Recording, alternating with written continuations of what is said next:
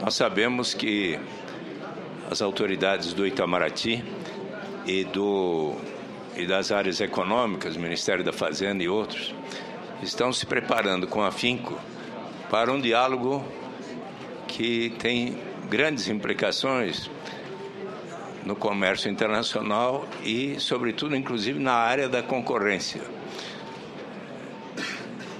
Há diversos segmentos importantes da economia brasileira que têm, por vezes, observado, puxa, nós já exportamos mais para os Estados Unidos. Nos últimos anos, tivemos agora a passagem de uma situação superavitária para deficitária. E isso, em boa parte, decorre de instrumentos que, por vezes, são utilizados, ora pelo governo norte-americano, ora por nós, e que influenciam o grau de concorrência de certos segmentos, sejam dos manufaturados ou dos produtos agrícolas. E, de alguma maneira, isso tem que ver também com o grau de concorrência saudável que ambas as economias devem ter. E na hora de dialogarmos sobre problemas na área da concorrência, por vezes o Brasil chegou até a ir à Organização Mundial do Comércio para dizer, olha, não está certo esse tipo de procedimento. E isso se relaciona também ao grau de concorrência da economia brasileira, que é a área de supervisão e exame dos senhores. Então, eu agradeceria se puder nos dar alguma visão ou até recomendação às autoridades do Itamaraty, da Fazenda e assim por diante, que recomendações teriam para esse importante diálogo e que certamente deverá ser caracterizado pelo espírito de maior cooperação possível para que tenhamos nos Estados Unidos da América um parceiro sempre muito importante na área do comércio. A segunda área de pergunta refere-se ao exame que gostaria que nos fizessem sobre qual é o grau de concorrência existente hoje no sistema financeiro brasileiro. Em que medida nós evoluímos para ter um sistema bastante saudável do ponto de vista da competição, em que pese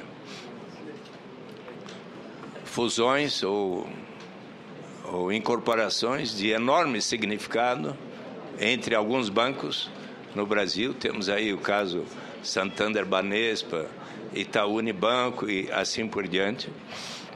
Mas temos também uma característica muito especial, que é a presença de grandes e importantes instituições financeiras, como o Banco do Brasil, o BNDES, o Banco do Nordeste do Brasil, o Banco da Amazônia, e tínhamos o Banespa, mas há outros bancos estaduais, alguns dos quais foram adquiridos por outros. A Caixa Econômica Estadual de São Paulo acabou sendo absorvida pelo Banco do Brasil e assim por diante. Mas, pelo que percebem, pelo que têm acompanhado, em que pese estas fusões e incorporações, temos hoje um sistema financeiro bastante saudável, ou há que o CAD, por vezes, estar preocupado com certas práticas que, porventura, ocorrem nas áreas, seja da administração do cartão de crédito, seja na forma do crédito, a preocupação com o próprio nível geral de taxa de juros, porque além da definição da taxa Selic, de atribuição do Banco Central, há depois a definição da taxa de juros observada no mercado, que precisa ter a atenção contínua dos membros do CAD. É isso porque é a razão da minha pergunta. E, finalmente, a terceira pergunta, que sempre tem sido uma preocupação nossa na Comissão de Assuntos Econômicos.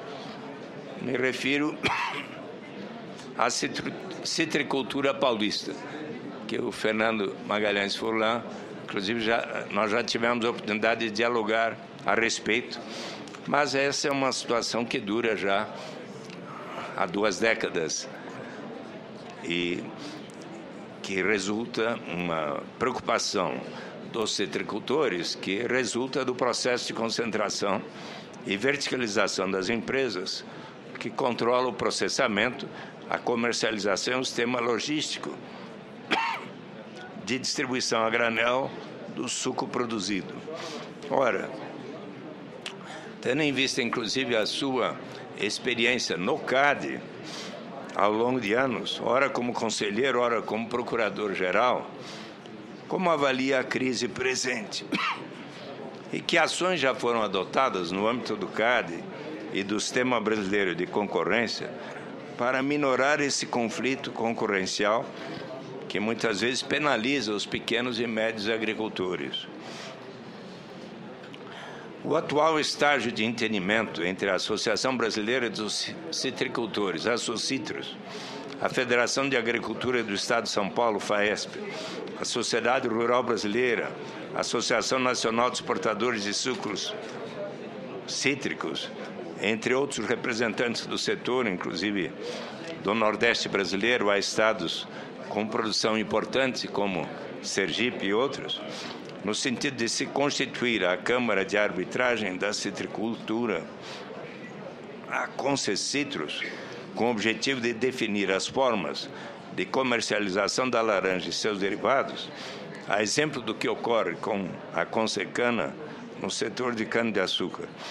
É este um bom caminho?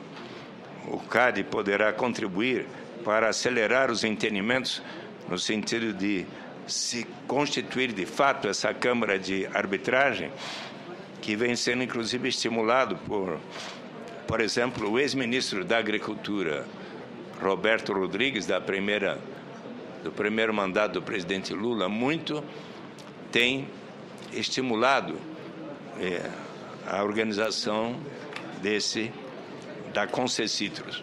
Então, agradeceria se puder nos dar a informação, a sua avaliação a respeito. Muito obrigado.